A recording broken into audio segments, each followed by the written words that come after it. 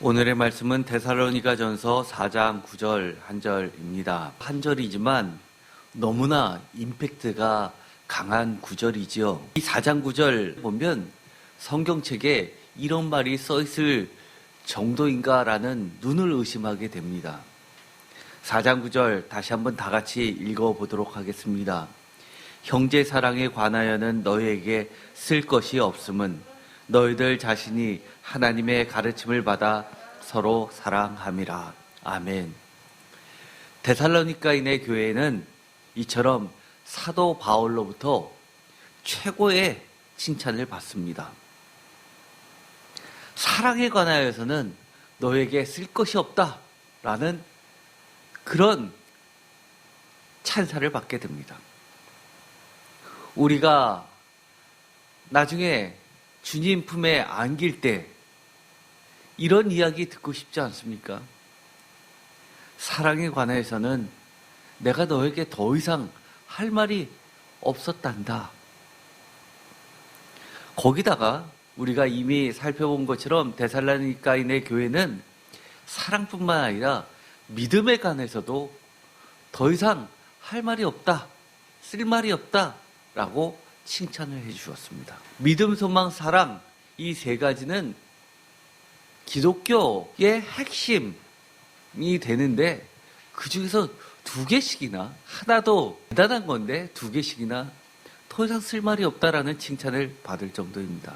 그래서 이 구절을 보면서 어떤 학자들은 이렇게 이야기합니다. 사도 바울이 가장 사랑했던 교회가 어디 있을까? 가장 애착이 깊었던 교회는 어디일까라고 이야기한다면 단연코 데살로니가인의 교회 또는 빌립보 교회라고 이야기를 합니다. 사실 이 사도 바울이 있게끔 한 교회는 안디옥 교회입니다.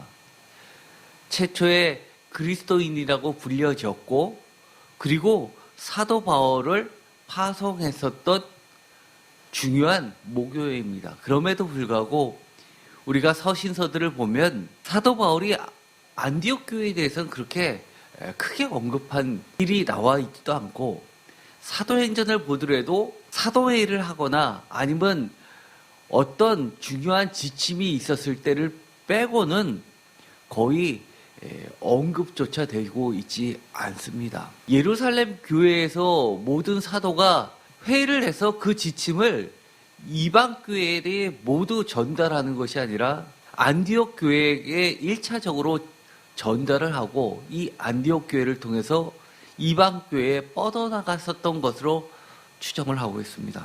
아주 핵심적인 위상을 차지했었던 그 안디옥 교회보다도 사도 바울의 애착과 그리고 사랑이 묻어 있었던 그 교회는 이처럼 데살로니가인의 교회입니다. 이 정도 되면 우리가 궁금증이 하나 생기지 않을까요? 도대체 무엇 때문에 이처럼 사랑에 관하여선 너희에게 쓸 것이 없다라는 칭찬을 했을까라는 질문을 하게 됩니다. 오늘의 제목을 다 함께 읽어보도록 하겠습니다. 더 이상 쓸 것이 없을 정도로 기억되고 칭찬받는 데살로니가인의 교회의 사랑을 본받자. 아멘. 우리가 지금까지 데살로니가 전서를 여러 차례 말씀을 나눴습니다. 각자 집에 가셔도 이 데살로니가 전서를 수도 없이 읽어보셨죠? 아마 100번이 넘게 읽으신 분도 계실 겁니다. 저도 물론 몇백 번을 데살로니가 전서를 읽게 됩니다. 당연하죠.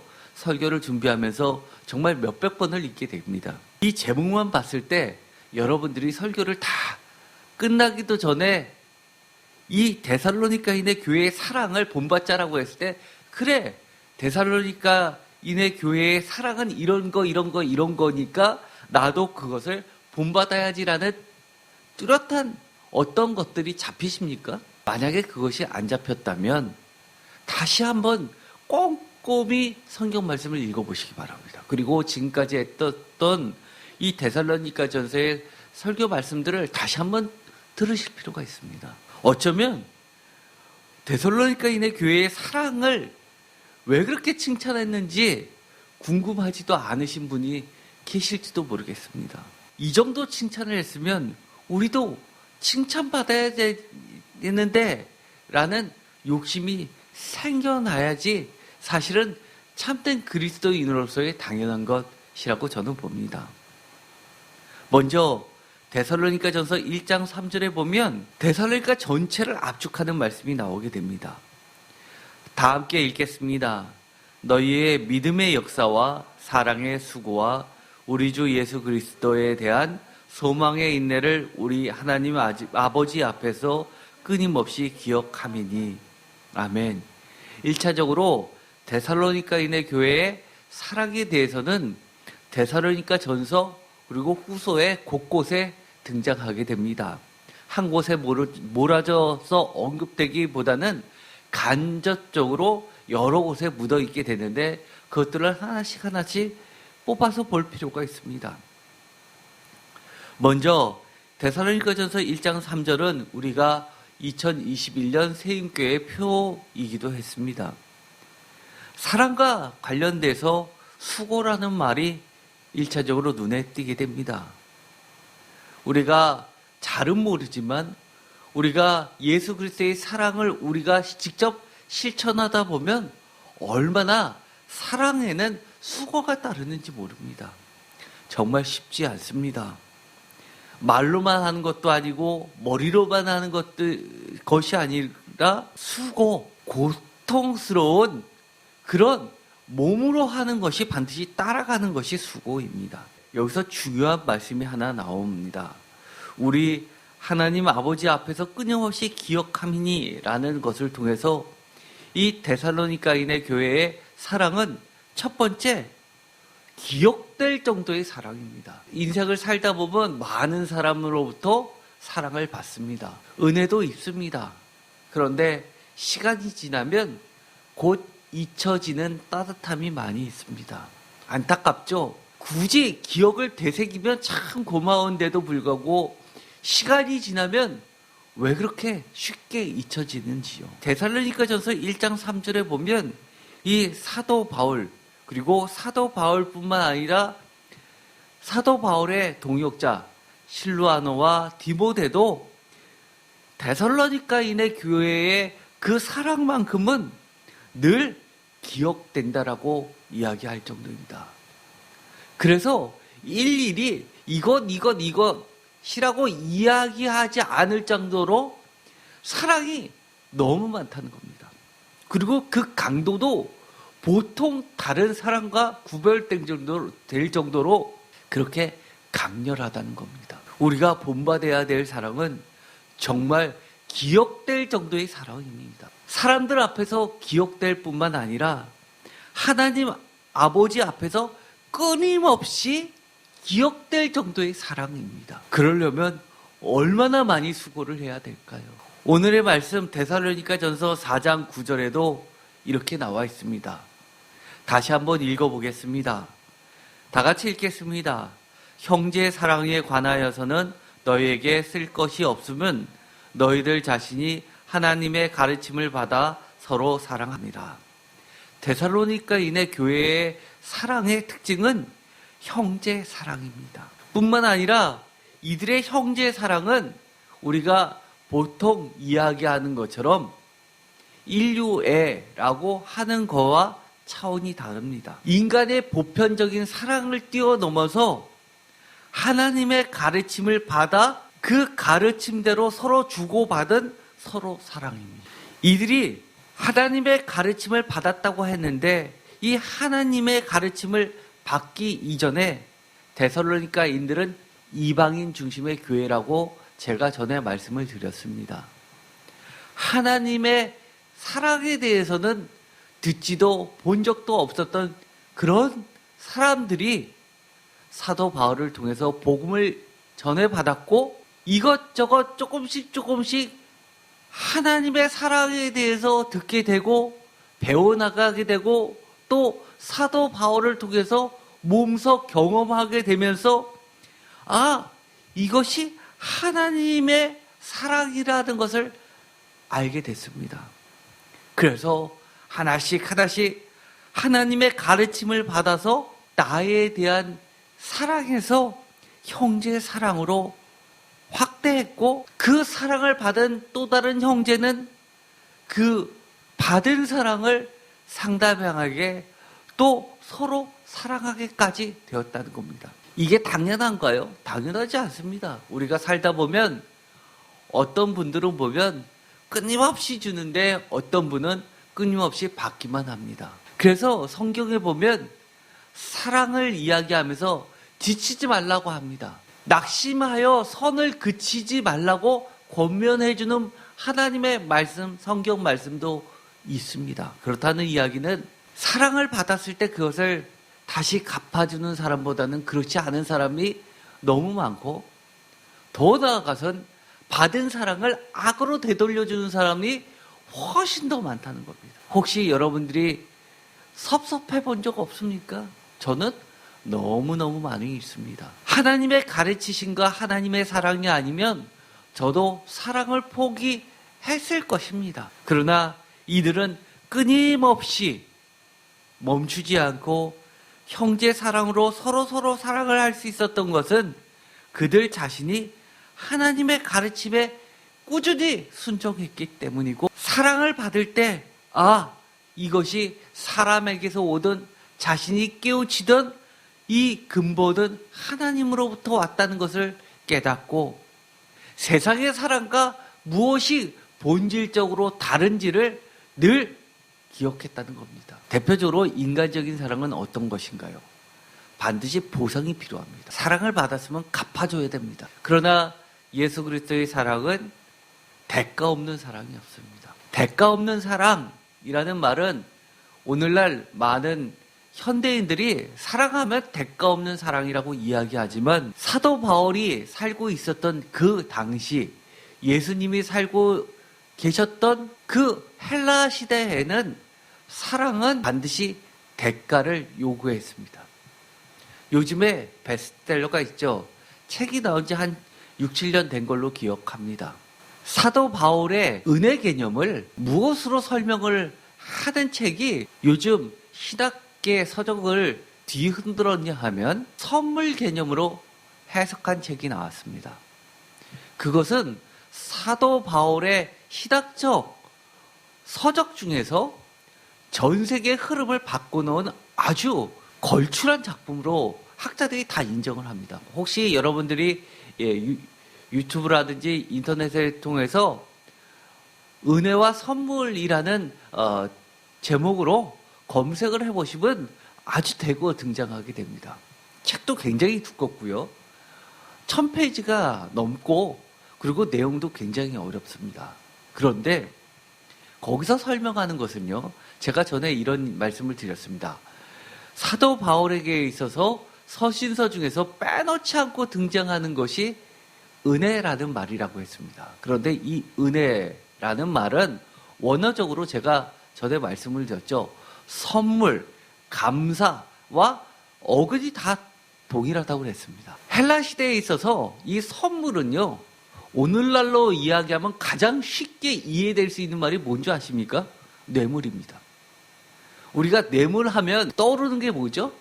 반대국부입니다. 선물을 준다라고 했을 때 그 당시에 뇌물은 아닌데 뇌물처럼 아주 보편적으로 선물을 주면 그냥 주는 것이 아닙니다. 감사해서 주는 것이 아니라 그에 상응한 상대방으로부터의 어떤 대가를 반드시 받아야지만 그 사람의 명예가 실추되지 않습니다. 선물을 받고 또 당장은 아니더라도 시간을 흐르더라도 반드시 그에 상응하는 것을 대갚아줘야 되는데 받은 것보다 더 많이 갚았을 때 그 사람은 인격이 있다라고 이야기하던 시대였습니다. 그런데 그런 문화에 의해서 그것을 뒤바꾼 역사적 사건이 있었죠. 바로 예수님이 사랑이라는 것을 대가 없는 사랑으로 그리고 이 계층 간의 사랑이 아니라 계층을 뛰어넘는 사랑으로 보편적인 수평적인 사랑으로 바꿔놓은 겁니다. 쉽게 말해서 선물은 이렇습니다. 헬라 시대의 선물은요. 계층이 낮은 사람이 계층이 자기보다 높은 사람, 권력을 가진 사람, 어떤 이권을 가진 사람한테 부탁하기 전에 건네주는 게 선물입니다. 그러면 자신이 갖고 있는 지위와 힘을 이용해서 그 선물에 대해서 혜택을 돌려주는 것이 그 사람의 명예를 살려주는 것입니다. 너무 이상하죠? 그런데 그것을 학문적으로 여러 가지 문헌적 증거, 고고학적 증거를 통해서 잘 설명해 놨습니다. 아주 특이한 개념이죠. 그러나 이것은 매우 중요한 개념입니다. 그런데 주님은 아무것도 가진 자가 없는 자가 권력 있는 자에게 무조건적인 사랑을 베풉니다. 권력이 있는 자가 저 노예에게도 사랑을 베풉니다. 그것이 뭐의 실천입니까? 저 높고 높으신 하나님이 저 낮고 낮은 인간에게, 죄인들에게 베푸신 예수 그리스도의 사랑입니다. 그런데 이 데살로니가인은 기본적으로 이방인 헬라인들이었고 로마인들이었고 구성원들은 정치인, 군인들이 주로 구성되어 있는 데살로니가 시의 시민들에게 세상으로 받는 그런 가르침이 아니라 세상과 다른 사랑, 하나님의 사랑을, 하나님의 가르침을 받아서 어디까지 확대하고 있냐 하면 형제 사랑입니다. 서로 사랑입니다. 하나님 앞에서 끊임없이 기억되는 사랑입니다. 데살로니가인의 교회의 사랑, 이것을 구체적으로 이야기하면 이렇습니다. 데살로니가전서 2장 7절에 보면 이런 말씀이 나옵니다. 2장 7절, 우리는 그리스도의 사도로서 마땅히 권위를 주장할 수 있으나 도리어 너희 가운데서 유순한 자가 되어 유모가 자기 자녀를 기름과 같이 하였으니 8절, 우리가 이같이 너희를 사모하여 하나님의 복음뿐 아니라 우리의 목숨까지도 너희에게 주기를 기뻐함은 너희가 우리의 사랑하는 자 됨이라. 아멘. 여기서 데살로니가전서 2장 7절과 8절을 사도 바울이 자신의 자전적인 고백을 통해서 이 데살로니가인들에게 이야기를 합니다. 사랑이라는 주제를 가지고 이야기합니다. 더 나아가서 9절에 이렇게 이야기합니다. 다 같이 읽겠습니다. 형제들아, 우리의 수고와 애쓴 것을 너희가 기억하리니 너희 아무에게도 폐를 끼치지 아니하려고 밤낮으로 일하면서 너희에게 하나님의 복음을 전하였노라. 우리가 너희 믿는 자들을 향하여 어떻게 거룩하고 옳고 흠 없이 행하였는지에 대하여 너희가 증인이요 하나님도 그러하시도다. 아멘. 이 9절과 10절은 기억할 필요가 있습니다. 나중에 또 반복해서 다른 버전으로 나오기 때문입니다. 여기서 우리의 수고와 아까 데살로니가 전서 전체를 집약되게 이야기하는 것과 반복되는 말씀이 있죠. 수고 앞에는 사랑입니다. 즉 9절과 10절 여기서는 사랑에 대해서 이야기하지 않고 10절 특별히 거룩, 그리고 9절 복음 이렇게 이야기하는 것으로 봐서 믿음과 관련된 말씀처럼 들리지만 수고하고 애쓴 것이라는 것을 통해서 이 9절과 10절은 뭐의 연장선상에 있다는 겁니까? 사랑이라는 것과 연장선상에 있다는 것을 우리는 반드시 꿰뚫어 와야 합니다. 이 말씀을 읽으면 어떤 분들은 오해하시는 분들이 계십니다. 데살로니가인의 교회에 편지를 쓰면서 굳이 이렇게 생색낼 필요가 뭐가 있냐. 정말 그들을 사랑했으면 그들이 얘기 안 해도 다 알 텐데. 이것을 왜 굳이 마치 유모가 자기를 자녀를 기름과 같이 거기다가 너희를 사모하여서 우리의 목숨까지도 너에게 주기를 기뻐했다. 게다가 너에게도 주장할 권리가 있음에도 불구하고 아무 폐를 끼치지 아니하려고 밤낮으로 일했다. 이것 좀 너무 쩐스럽지 않냐라고 이야기하시는 분도 계실 거예요. 마치 이런 겁니다. 개척교회를 합니다. 개척교회 목사님들은 성도 한 명 한 명이 오실 때마다 얼마나 가슴이 두근거리고 그들을 진심으로 사랑하는지요. 그런데도 불구하고 많은 목회자들이 사례비를 받는데도 불구하고 사례를 받지 못합니다. 여러 가지 경제적 여건도 있지만 그런 것보다도 1차적인 이유가 뭡니까? 괜히 헌금을 강조하다가 성도 한 명 한 명이 상처받고 떠날까봐 그런 부담을 사랑하는 성도들에게 지우기 쉽지 않은 겁니다. 우리가 바울 서신을 보면 이런 이야기가 나오죠. 베드로 같은 경우는 성도의 헌금을 통하여서 목회자의 급여를 받고 부인까지 대동해서 선교 여행으로도 다닙니다. 그러나 사도 바울은 스스로 일해서 그 선교 비용까지도 감당하면서 복음을 전합니다. 그러면서 그것을 자랑스럽게 이야기하죠. 아무에게도 폐를 끼치지 않기 위해서 너희를 사랑했기 때문에 그렇다라고 이야기합니다. 그렇다면 지금 이 이야기를 하는 이유는 무엇입니까? 내가 얼마나 데살로니가인의 교회 여러분들을 사랑했는지 그 사랑을 이야기하는 겁니다. 그러면 이렇게 이야기합니다. 어쨌든 간에 너가 그만큼 수고했고 너가 그만큼 잘났다는 거 아니냐라고 삐딱하게 이야기하실 분도 계시겠지만 사도 바울은 그러려고 이 이야기를 꺼내는 것이 아닙니다.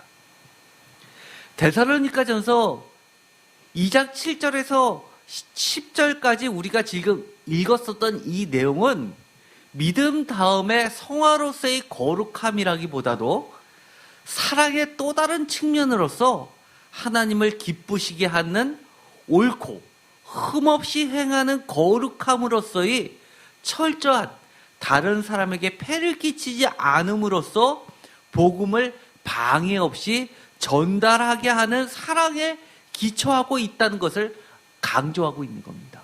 그래서 이러한 사랑에 기초한 거룩함은 이후에 데살로니가전서 4장 3절에서 7절과 데살로니가전서 3장 12절에서 13절에서도 반복되어 다른 버전으로 나타나게 됩니다.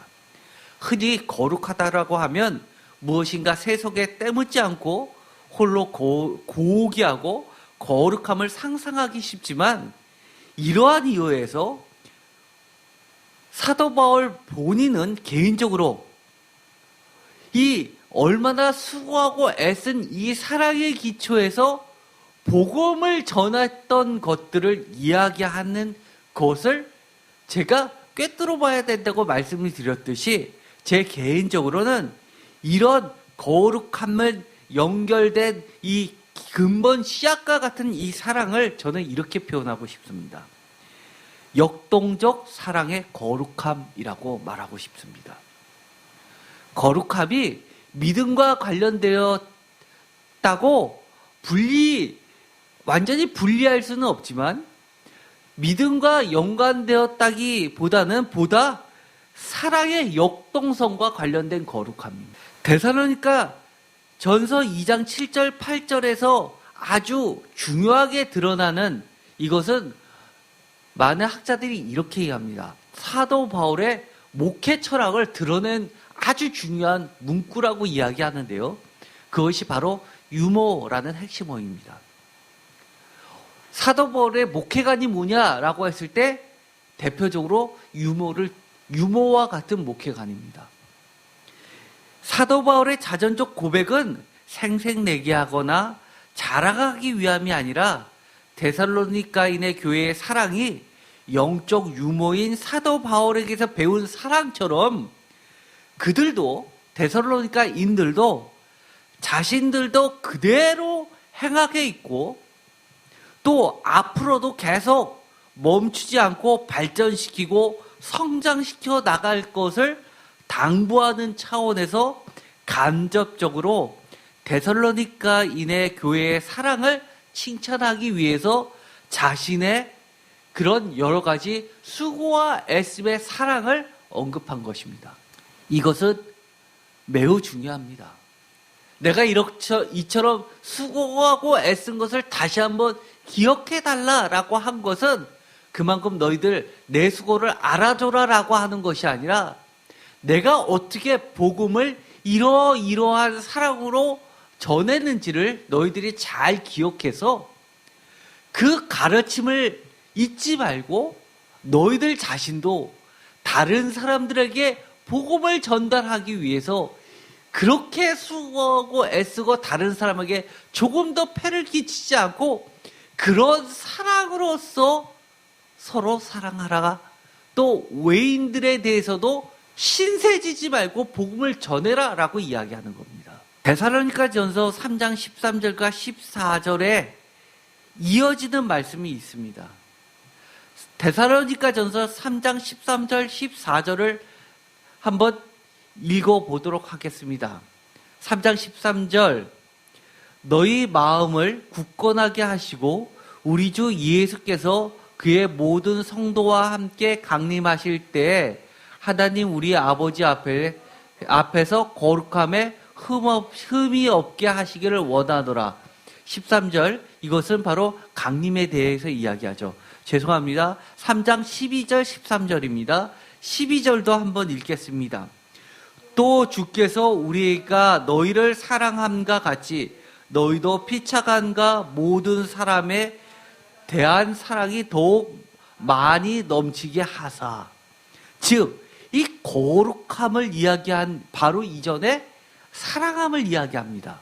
그래서 이 거룩함은 무엇과 연관된 거룩함이냐 하면 사랑과 밀접하게 연관된 말씀입니다.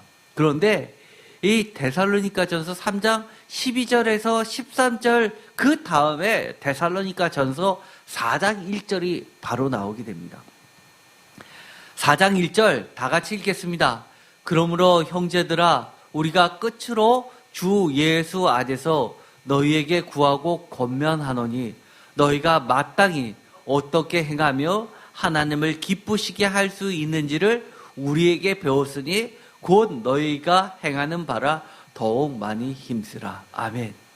4장 1절을 보면 명확하게 알 수 있죠. 우리에게서 배운 것이 무엇입니까? 하나님의 사랑을 배웠고 이것이 곧 너희가 행하는 바. 그렇기 때문에 형제 사랑에 대해서는 더 이상 쓸 말이 없는데 굳이 덧붙이자면 더욱 많이 힘쓰라는 겁니다. 계속해서 하나님을 기쁘시게 하라는 겁니다. 이것이 끝으로 주 예수 안에서 너희에게 구하고 권면하는 겁니다. 여러분은 어떻게 살아야 합니까? 표준세번역으로 이 1절을 읽어보면 그거에 대한 답이 분명하게 나와 있습니다. 표준세번역으로 다 같이 읽겠습니다. 그러므로 형제 자매 여러분, 마지막으로 우리는 주 예수 안에서 여러분에게 부탁하며 권면합니다. 여러분은 어떻게 살아야 하며 어떻게 하나님을 기쁘시게 해야 할 것인지를 우리에게서 배운 대로 하고 있으니 더욱 그렇게 하십시오. 여러분들은 어떻게 살아야 합니까? 하나님의 말씀을 세임교회에서 배운 대로, 하나님으로부터 배운 대로 그렇게 더욱 살아야 합니다. 2절, 우리가 주 예수로 말미암아 너희에게 무슨 명령으로 준 것을 너희가 아느니라. 3절, 다 같이 읽겠습니다. 하나님의 뜻은 이것이니 너희의 거룩함이라. 곧 음란을 버리고 각각 거룩함과 존귀함으로 자기의 아내 대할 줄을 알고. 여기서 보더라도 무슨 말이 계속해서 반복이 됩니까? 거룩이 반복이 됩니다. 그런데 이 거룩함과 짝을 이루면서 이야기하는 것이 있습니다. 4절, 각각 거룩함과 존귀함으로 자기의 아내 대할 줄을 알고. 아내 대하는 것은 무엇입니까? 믿음입니까? 사랑입니까? 뭐하고 더 가깝습니까? 사실 사랑하고 더 가깝지요. 아내는 사랑의 대상이고 사랑 그 자체입니다. 그런데 각각 존귀함과 거룩함으로 자기의 아내 대하라 라고 하는 것을 보면 이 너희의 거룩함은 무엇과 관련된 표현입니까? 역동적 사랑의 또 다른 모습입니다. 사랑은 그저 내 안에 머무르는 것이 아닙니다. 사랑이 표출되면 이기적 사랑의, 자기 사랑의 끝없는 연장선상이 아니라 하나님의 거룩함을 드러내는, 하나님의 거룩함에 다가가는 사랑입니다. 요즘에 이렇게 이야기하죠. 동성애도 사랑이라고 이야기합니다. 저는 그것은 사랑 아니라고 이야기합니다. 동성애는 단지 끝없는 자기만을 사랑하는 탐욕입니다. 하나님의 사랑은 자기만의 사랑, 자기애를 뛰어넘어서 모든 사람에게까지 골고루 미치는 하나님의 거룩함을 닮은 사랑입니다. 그렇기 때문에 우리는 이렇게 이야기할 수 있는 겁니다. 예수 그리스도의 십자가 사건은 하나님의 거룩함이라고 이야기하는 겁니다. 그래서 여기서 이야기하는 것은 자기의 아내 대할 줄을 아는 그 사랑을 거룩함과 존귀함이라고 이야기할 수 있는 것은 이 당시에 특별히 우리가 전에도 데살로니가 전서를 설교할 때 데살로니가 그 시의 특징이 뭐라고 이야기했습니까? 마게도냐 그 지방의 수도로서 어떤 신을 섬겼다고 이야기했죠? 신전이 있었는데 우리가 아주 잘 알고 있는 바카스라는 그 신입니다. 바카스라는 것은 로마 신의 이름이고 그리스 신의 이름은 디오니소스입니다.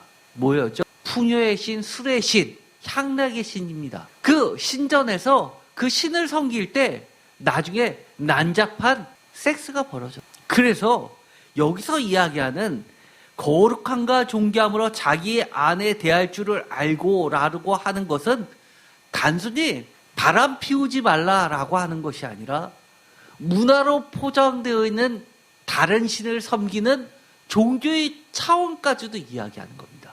대놓고 사도 바울은 이방인들을 전도하기 위해서 이 바카스 신, 디오니소스의 그 신은 우상이니까 믿지 말라라고 대놓고 썼더라면 이 서신서는 다 로마인들에 의해서, 군인들에 의해서 색출되어서 불타 없어졌을 것입니다. 귀 있는 자는 들으라는 심정으로 이렇게 돌려서 이야기하는 겁니다. 그래서 아마 이 편지들은 지금까지도 우리 손에 남아있을 수 있었던 겁니다. 하나님의 사랑은 결코 거룩함과 분리되지 않습니다. 그 뒤에 이어지는 말에 보다 분명하게 이야기됩니다. 5절 다 같이 읽겠습니다. 하나님을 모르는 이방인과 같이 세욕을 따르지 말고 이 일의 분수를 넘어서 형제를 해하지 말라. 이 5절과 6절의 상반절을 읽어보면 형제 해하지 않는 것이 무엇입니까? 믿음입니까? 사랑입니까? 예수님이 뭐라고 이야기하셨죠? 형제 사랑. 악을 선으로 갚아라. 얼마나 용서해야 됩니까? 라고 물었을 때 7번씩 70번이라도 용서하라. 하나님을 모르는 이방인과 같이 세욕을 따르지 말고, 이 말을 다른 말로 바꾸면 이렇게 바꿀 수도 있습니다. 하나님을 모르는 이방인과 같이 자기의 사랑의 탐욕에 빠지지 말고, 하나님을 아는 그리스도인들은 하나님의 거룩함을 본받아 사랑하라. 이런 말이 어디 있냐고요? 7절 다 같이 읽겠습니다. 하나님이 우리를 부르심은 부정하게 하심이 아니요 거룩하게 하심이니라. 아멘. 이 짧은 데살로니가전서 4장 8절, 데살로니가전서 4장 1절에서부터 7절까지 보면 무려 거룩이 3절과 4절과 7절에 걸쳐서 3번이나 완전수를 이야기합니다. 즉 칭찬받는 데살로니가인의 교회의 사랑은 하나님의 거룩함을 향해 계속 자라나는 흠없는 사랑입니다. 거룩은 하나님의 형상의 가장 대표적인 특징이며 사랑은 하나님의 본체입니다. 다시 한번 읽어볼까요? 거룩은 하나님 형상의 가장 대표적인 특징이며 사랑은 하나님의 본체입니다. 그래서 예수 그리스도의 십자가 사랑을 고귀한 사랑이라는 말로 다 담아내지 못하고 이 고귀한 사랑을 뛰어넘어 유일, 무이, 둘도 없는 절대적인 거룩한 사랑이라고 부르는 이유입니다. 우리가 오늘 예배 시간에 사랑의 주님이라는 찬양을 불렀습니다. 거기에 보면 주님이 내 모습 그대로 사랑하셨다고 찬양하는 것이 나옵니다. 그래서 이 찬양은 많은 기독교인들, 심지어 기독교인이 아닌 사람들도 이 찬양을 좋아합니다. 심지어 어떤 비기독교 단체에서 세미나를 하는데 이 찬양을 부르는 것을 본 적이 있습니다. 가족의 여러 가지 가족 간의 대화를 이끌어내고 부부의 사랑을 키우고 부모와 자녀가의 여러 가지 대화를 촉진시키는 그런 프로그램이었는데 이 찬양을 다 함께 부르는 것을 제가 본 적이 있었습니다. 여기서 중요한 것은요, 주님이 내 모습 그대로 사랑하셨다고 내 모습 그대로를 고집하는 것은 하나님의 사랑과 거룩함까지 자라나기를 원하시는 하나님의 뜻을 저버리는 것입니다. 내 모습 그대로 사랑하셨다고 그 부르는 찬양 그 다음에 나왔던 그 구절이 뭐였나요? 사랑의 주님이 날 사랑하시네, 내 모습 이대로 받으셨네, 사랑의 주님이 날 사랑하시듯 나도 널 사랑하며 섬기리. 부족한 점이 많이지만 부족한 상대방도 그렇게 사랑으로서 출발하라는 겁니다. 내 모습 그대로를 고집하면서 나의 잘못된 모습 그대로 남아있으려고 하고 그 모습을 고치라고 권면하는 것에 대해서 화내면서 대들지 말라고 하는 겁니다. 왜냐하면 하나님의 사랑과 거룩함까지 자라나기를 원하시는 하나님의 뜻을 저버려서는 안 된다는 겁니다. 그런 말이 어디 있냐고요? 데살로니가전서 4장 8절 다 같이 읽겠습니다. 그러므로 저버리는 자는 사람을 저버림이 아니요 너희에게 그의 성령을 주신 하나님을 저버림이니라. 우리가 잘 알아야 됩니다. 교회를 박차고 나가는 사람들이 흔히 하는 이야기죠. 내가 교회를 선택할 수 있다라고 이야기합니다. 그 순간 생각해 봐야 됩니다. 내가 교회를 저버리는 것이 아니라 하나님으로부터 버림받는다는 생각을 해야 됩니다. 우리가 주님의 거룩함과 사랑에서 멀어지는 것은 내 사랑이 좋아서 내 사랑에 가득 차서 그것을 고집하는 것은 하나님의 뜻을 저버리는 것입니다. 데살로니가전서 3장 6절 다 같이 읽겠습니다.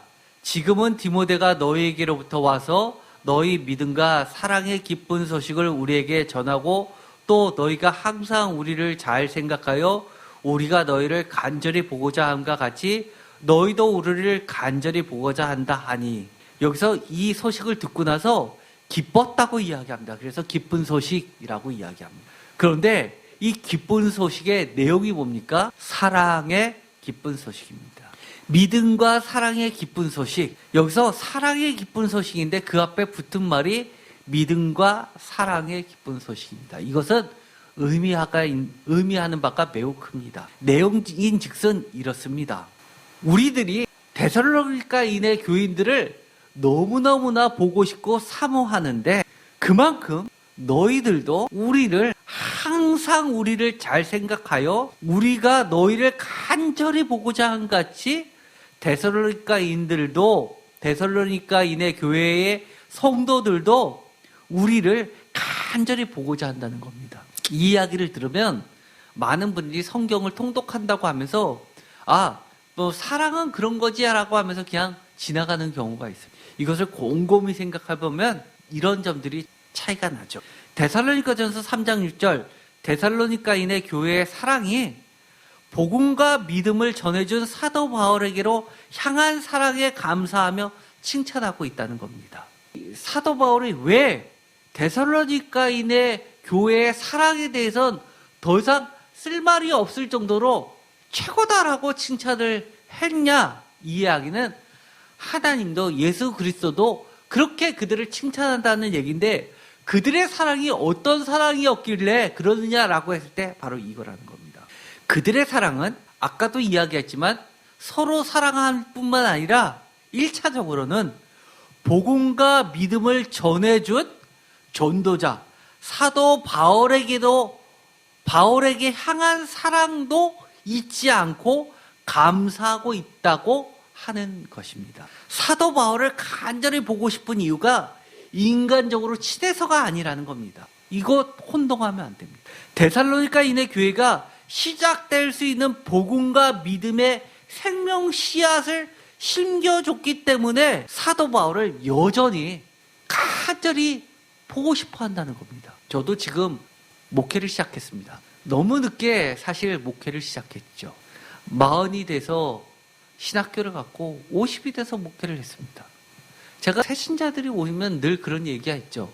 이곳에 와서 성도들의 교제도 중요하지만 성도들끼리 1시간 얘기했으면 1시간 꼭 기도하고 가시라고. 1시간 기도하는 게 훈련이 안 됐다면 1시간 말씀을 읽고라도 가시라고 그렇게 이야기해요. 제가 지금도 우리들 성도들에게 이렇게 이야기하죠. 지금도 제가 성도님들하고 이야기하는 시간보다도 성경 공부하는 시간을 늘 더 길게 갖습니다. 믿음과 복음이 그만큼 귀하면 사랑은 싹틀 수밖에 없습니다. 교회가 싫어서 떠난다고요? 아니요. 목사님이 현천해서 떠난다고요? 아니요. 사실은 그 자신의 믿음의 가치와 복음의 가치를 돌아봐야만. 데살로니가전서 3장 12절, 이 데살로니가인의 교회의 특징 두 번째, 다 같이 읽겠습니다.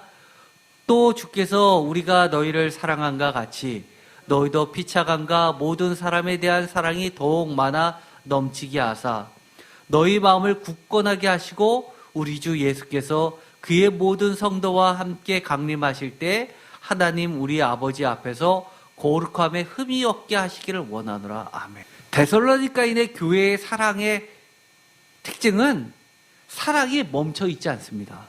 사랑이 활화살처럼 펄펄 끓어서 어딘가로 흐르는데 그 유출 방향은 먼저 아까도 봤듯이 6절에서 복음과 믿음을 전해준 전도자, 목회자를 향해서 갔고, 두 번째 9절에 나와 있는 것처럼 성도 피차간, 12절에 있는 것처럼 너희도 피차간에 서로 사랑으로 나아갔습니다. 그 다음에 세 번째는 같은 믿음의 다른 교회 성도들, 즉 연합교회와 연합교회, 즉 그리스도의 몸을 이루는 여러 교회들 간의 사랑으로까지 흘렀습니다. 그래서 결국은 어디까지 나갔냐면 10절과 12절을 보면 잠재적 성도인 모든 사람에게까지 이 사랑이 뻗어나갔습니다. 12절, 너희도 피차간과 모든 사람에 대한 사랑이 더욱 많아 넘치게 하사. 펄펄 끓어서 가둬져 있는 것이 아니라 넘쳐 흘러나갔다고 이야기합니다. 그래서 어디까지 자라난다고요? 지금 자란다고 땡이 아니라 우리 주 예수께서 그의 모든 성도와 함께 강림하실 때까지입니다. 그때 하나님 우리 아버지 앞에서 거룩함에 흠이 없게, 너의 사랑은 정말 하나님의 거룩한 사랑을 그대로 드러내서 흠잡을 수 없어 라고 할 때까지 계속 나아가기를 요청하고 있는 겁니다. 데살로니가인의 교회의 구체적인 사랑의 모습들은 그러면 없습니까? 너무 막연합니다 라고 이야기하신 분이 계시다면 데살로니가전서 4장 9절부터 쭉 보시면 될 듯합니다. 형제의 사랑에 관하여서 너희에게 쓸 것이 없으면 너희들 자신이 하나님의 가르침을 받아 서로 사랑합니다. 10절, 너희가 온 마게도냐 모든 형제에 대하여 과연 이것을 행하도다. 아까도 이야기했죠. 자기 자신에게만 머무르는 것이 아니라 목회자에게만 머무는 것이 아니라 성도 피차가대뿐만 아니라 10절에 보면 온 마게도냐 모든 형제에 대해서까지 너희의 사랑을 행합니다. 형제들아 권하노니 더욱 그렇게 행하고 11절, 또 너희에게 명언과 같이 조용히 자기 일을 하고 너희 손으로 일하기를 힘쓴. 조용히 자기 일을 하고 너희 손으로 일하기를 힘쓴 자가 누구입니까? 사도 바울이 그랬습니다. 왜요? 복음을 전하는데, 믿음을 전해주는데 방해받지 않기 위하여. 아까 자기가 그렇게 했다고 그들에게 이야기했던 게 생색내기 아니라고 이야기하는 바가 바로 이것입니다. 11절에 있는 것처럼 다시 한번 너희들도 그렇게 하라고 이야기하면서 12절, 이는 외인에 대하여 단정히 행하고 또한 아무 궁핍함이 없게 하려 합니다. 외인들에 대해서, 비기독교인들에 대해서, 이방인들에 대해서 단정히 행하고 아무 궁핍함이 없게 하려 하는 것은 결국 믿음과 복음을 전파하기 위해서입니다. 사랑은 역동적이기에 자기의 나만을 사랑하는 탐욕에 머무르지 않고 타인에 대한 사랑, 대한 사랑, 이타심까지 뻗어 나갈 수밖에 없어요. 오직 자기 애에 빠진다면 그것이 사랑이 아닌 탐욕일 뿐입니다.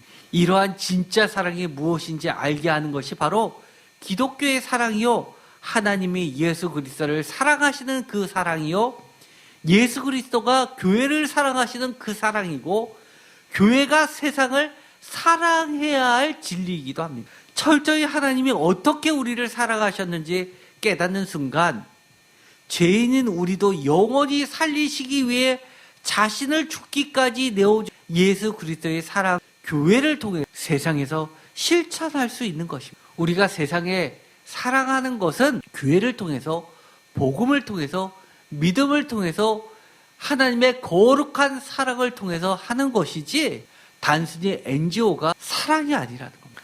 하나님을 모르면 사랑을 알 수가 없어요. 진짜 사랑이 아니라 감춰져 있는 가짜 사랑이. 그래서 우리는 반드시 하나님의 사랑을 알아야만 우리도 진짜 사랑을 할 수 있습니다. 그래서 사도 바울이 내가 데살로니가인의 교회를 처음 형성시킬 때 어떻게 데살로니가 너희들에게 가서 복음을 전했는지를 이야기했던 것이고, 너희들이 그것을 잘 기억해서 외인들에 대해서도 사랑을 이야기할 때 어떻게 이야기했습니까? 거룩하게, 흠 없이, 다른 사람에게 신세지지 말고 스스로 열심히 일하라는 이야기. 이것을 보면 우리가 거룩함에 대해서 다시 한번 생각해 볼 필요가 있습니다. 우리는 많이 이렇게 생각합니다. 거룩함, 성화라고 하는 것을 믿음의 그 다음 단계로서 성화의 단계까지 나간다라고 흔히들 이야기하지만, 오늘은 데살로니가인의 교회의 사랑을 통해서 우리는 거룩한 사랑을 통해서 다시 한번 살펴보아야 합니다. 데살로니가전서 5장 12절, 형제들아 우리가 너희에게 구하노니 너희 가운데 수고하고 주 안에서 너희를 다스리며 권하는 자들은 너희가 알고, 그냥 알고 있습니다가 아니라 표준 번역으로 읽어보면 이렇게 되어 있습니다. 형제 자매 여러분, 우리는 여러분에게 부탁합니다. 여러분 가운데서 수고하고 주님 안에서 여러분을 지도하고 훈계하는 이들을 알아보십시오. 왜 이렇게 이야기했습니까? 사도 바울이 섭섭해서 그랬습니까? 야, 너희들 나에 대해서 신경 좀 써! 이러자고 이야기했습니까? 아니요. 그런 거 아닙니다. 복음과 믿음이 귀하면 그것에 대한 사랑의 형태로 드러날 수밖에 없고, 그 사랑에 힘입어서 또 다른 복음이 전달되고 시작되기 때문입니다. 그래서 빌립보 교회 같은 경우는 어땠습니까? 빌립보서를 보면, 빌립보 교회에 보내는 편지를 보면 이렇게 이야기해요. 빌립보 교회가 사도 바울로부터 하나님의 사랑을 깨닫게 됐습니다. 예수 그리스도를 믿고 교회가 형성됐습니다. 그리고 나서 그들이 너무 감사해서 사도 바울에 대해서 어떠한 형태로 그 사랑이 나왔습니까? 이거 중요합니다. 혹시 기억나시는 분 계십니까? 어떤 형태죠? 이 데살로니가와 관련된 교회입니다. 데살로니가인의 교회로 사도 바울이 전도 여행을 떠날 때 교회가 없었던 데살로니가로 전도 여행을 떠날 때 그 후원금을 누가 주냐? 빌립보 교회가 준 겁니다. 그것도 한 번이 아니라 두 번이나 쓸 것을 줬다고 이야기합니다. 이처럼 복음 전도자에 대한 사랑은 그저 갚아라라고 하는 것이 아니라 무엇으로 또다시 잉태되기 때문입니까? 복음이 사랑으로, 사랑이 다시 복음으로 잉태되는 겁니다. 이 데살로니가 교회뿐만 아니라 고린도 교회에 편지할 때도 사도 바울이 당당하게 이렇게 이야기합니다.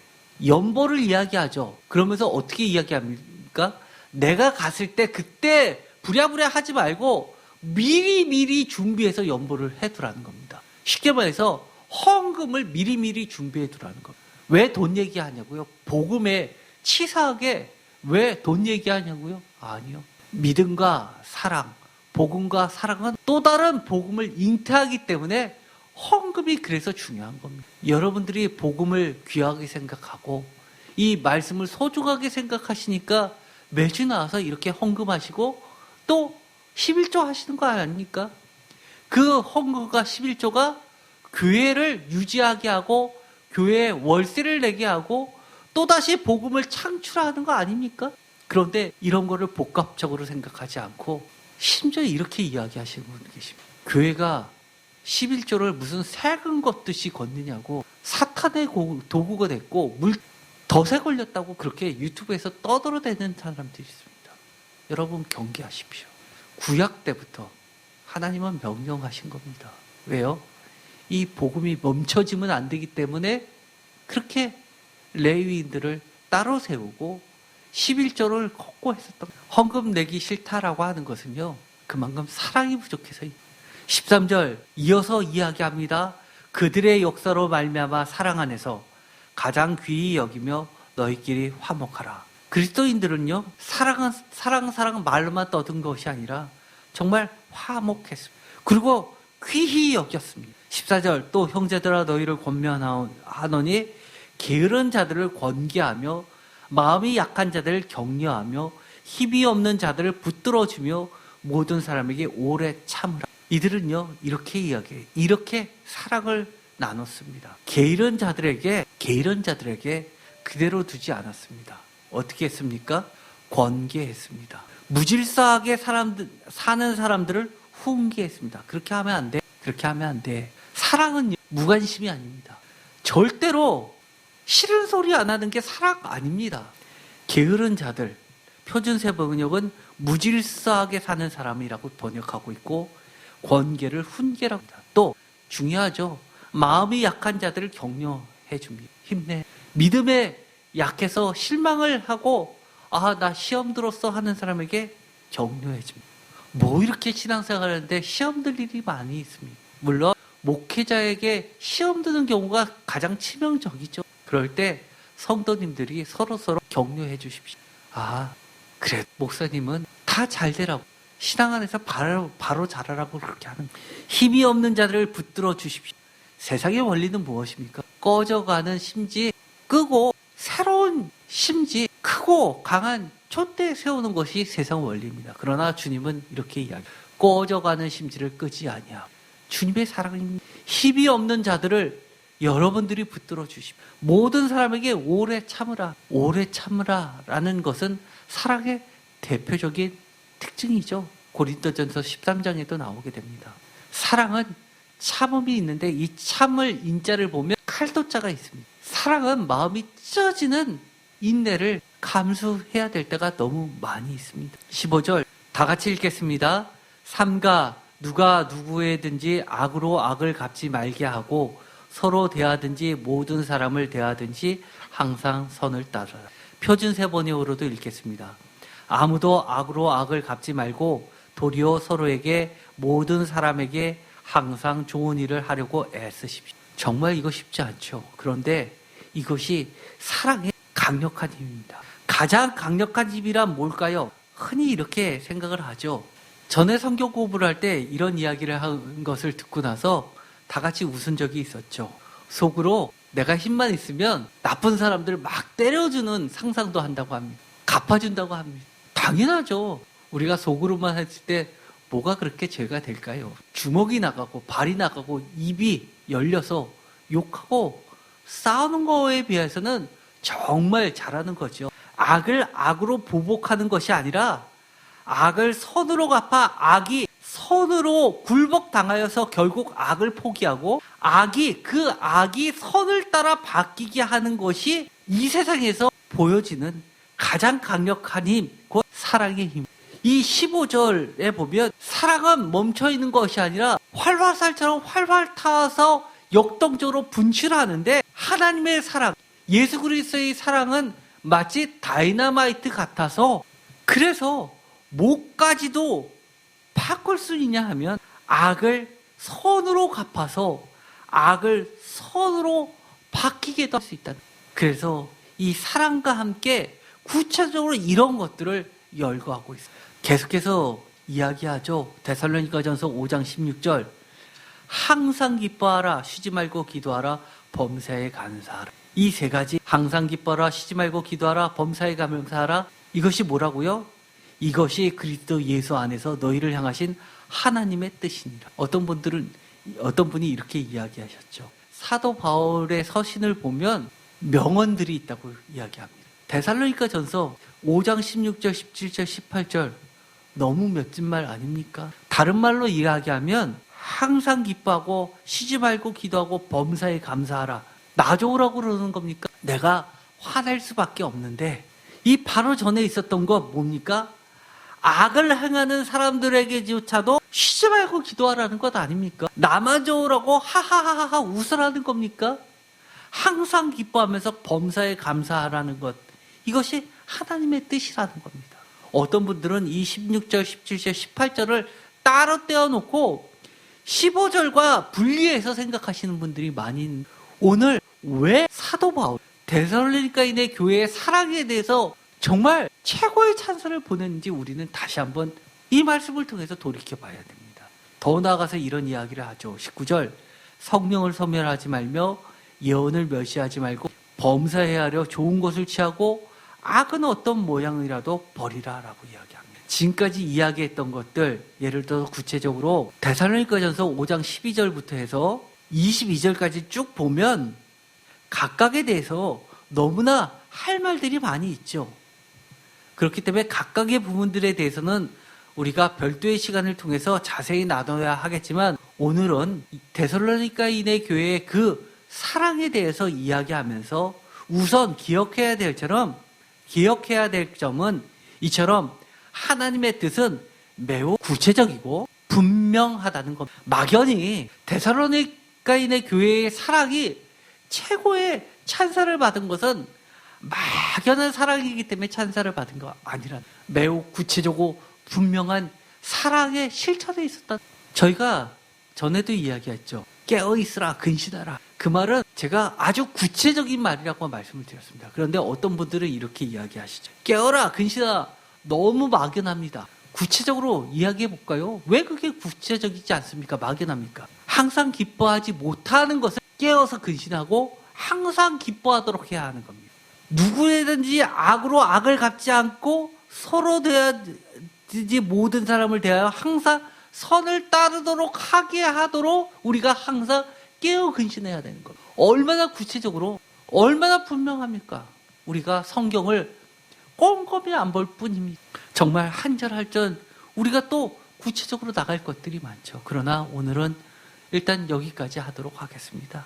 여러분, 이 정도 되면 이 데살로니가인의 교회의 사랑은 어떤 사랑이었습니까? 자기를 사랑하는 탐욕이 아니라 하나님의 거룩하심을 닮은 역동적인 하나님의 사랑이요, 예수 그리스도의 사랑이고, 또 성령님이 이끄시는 성령을 소멸치 않는 그런 사랑이라는 겁니다. 다른 말로 하면 무엇입니까? 지금까지 잘했으니까 멈춰져 있는 것이 아니라 하나 더 나아가서 데살로니가인의 교회의 그 사랑이 칭찬받는 이유, 주 예수 그리스도께서 강림하실 때까지 흠없이 계속해서 성장하고 자라나는 사랑이라. 오늘 이 시간 이 귀한 말씀을 통해서 우리도 이 데살로니가인의 교회의 사랑을 참되게 본받는 세임교회가 되었으면 좋겠고, 그것을 위해서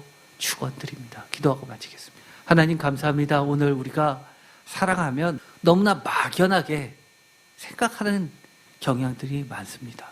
또 내가 듣기 좋은 소리만 사랑이라고 생각하는 경우가 많이, 그토록 하나님이, 주님이 칭찬하셨던, 성령님이 칭찬하셨던 데살로니가인의 교회의 사랑을 보니까 정말 약한 자를 바로 세워주고 무질서한 자들을 권면해주고 훈계해주면서 내 자신을 끊임없이 인내하고 절제하면서, 그러면서 다른 사람에게는 조금이라도 해를 끼치지 않는 그런 하나님의 거룩한 역동성 있는 사랑이라는 것을 깨닫게 됩니다. 우리도 이 사랑을 본받아서 계속해서 멈추지 말고 힘을 내어 하나님이 인정하실 때까지, 하나님 앞에서 거룩하고 흠없다 칭찬하실 때까지, 주님께서 다시 강림하실 때까지 계속해서 이 사랑을 키워나가게 하여 주시옵소서. 예수 그리스도의 이름으로 기도드렸습니다. 아멘.